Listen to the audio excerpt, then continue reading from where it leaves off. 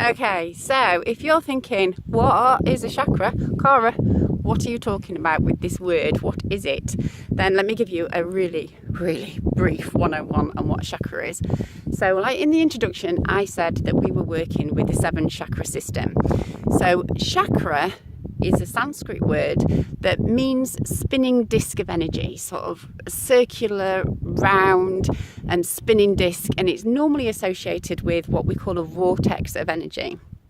So there are, each kind of ancient civilization and culture had their own system of chakras, how to relate to them, what to call them, what power animals were associated with them, and it's a really rich and complex system.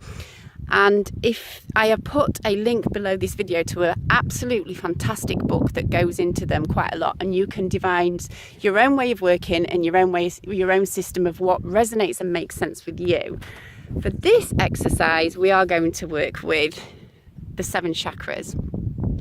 7 chakra system, that's the one that you come across most in the West. So chakras are part of our biofield. So they exist at a subtle energy frequency. So much as we don't see microwaves in the air or radio waves in the air, but they exist, so is the same with our energy body. So some of us can see them, some of us get glimpses, but mostly our eyes and our senses are not attuned to see those frequencies. So they exist, but the doubt comes as to whether they exist because we still live in this culture where if we can't see it, don't believe it.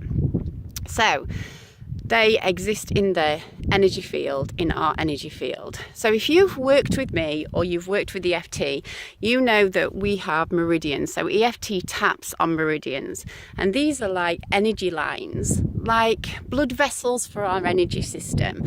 So these are energy lines, and they move in and out and all over in our energy field, whereas our chakras are kind of stationary.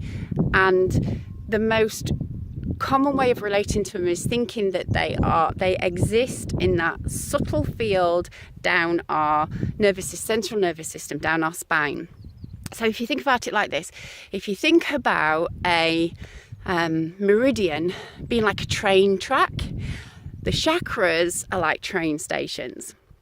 And whereas energy lines, meridians, tend to relate to particular emotions, the chakras, the train stations, relate to particular issues or patterns. So what they do and how they function, so they exist on the back and the front. So let's just play with the throat. So if we were to imagine the throat chakra, it kind of exists in here and it comes out of both sides like this conical, I think that's how you describe it, a swirling vortex of energy, and it's affected by our consciousness. So if we get particularly stressed about an issue, this is a really, really simplistic way of looking at it. To give you an example, so say we're getting really stressed about something and we're getting really angry and we're thinking about it and we're really angry with that person and how dare they talk to me like that, and I really want to say this but I'm not going to say anything, of course I don't, and I'm a nice person and I'm not supposed to get angry and I'm not supposed to say anything, and anyway I might look like an idiot or they might upset me or I don't want to hurt them or whatever, you know, that pattern. So our throat chakra is all about communication. I hope you can hear me. Our throat chakra is all about communication. And so our throat chakra will then begin to respond to that consciousness that we're sending to it. And it starts then, so it gets information from our consciousness, and we move our energy system through our thoughts and our responses, and it gets information, and then because each chakra is connected to an endocrine system which governs particular organs and it releases chemicals, gets this information. It's like, whoa, okay, so we need this information, we need this hormone releasing to stay in balance, we need to send this signal, and all these chemicals get released in our bodies. And so, for example, we can end up with a sore throat because of that anger. And that is that demonstration of something physical happening is a direct response to the relationship between consciousness affecting our chakras and our chakras responding and affecting our physical reality and our physical body. So our chakras take information in, they process it, and they send information out. So that's like a really simplistic way of describing the relationship with the chakras with your body. So our job is to kind of keep those energy vortexes clear and open and swirling, and we can, they're moving constantly, they're constantly reacting. It's like a dance of energy. And so this challenge that I've set up now is about keeping that energy moving, keeping it vital, keeping it vibrant.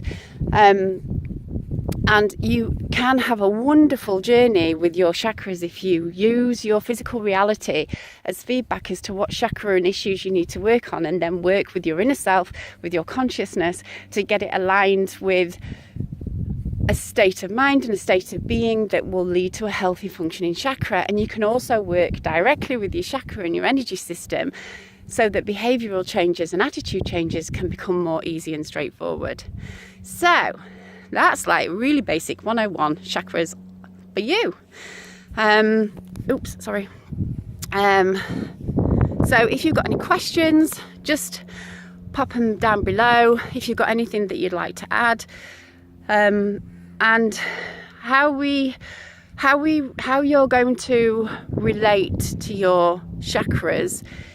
So let me explain that a bit better. So tomorrow, when we start with the base chakra, if you're uncomfortable, or you like, I don't like this one, it's uncomfortable, I don't want to do this one, I want to rush, I want to go on to the next one, then get curious about that. Look at that, because it might be that you're avoiding a particular area of your life because you're uncomfortable with situations that you don't want to look at. But the focus of this chakra challenge is to energize, vitalize, and wake up. Hope that was helpful, and I'll catch you later on. Bye.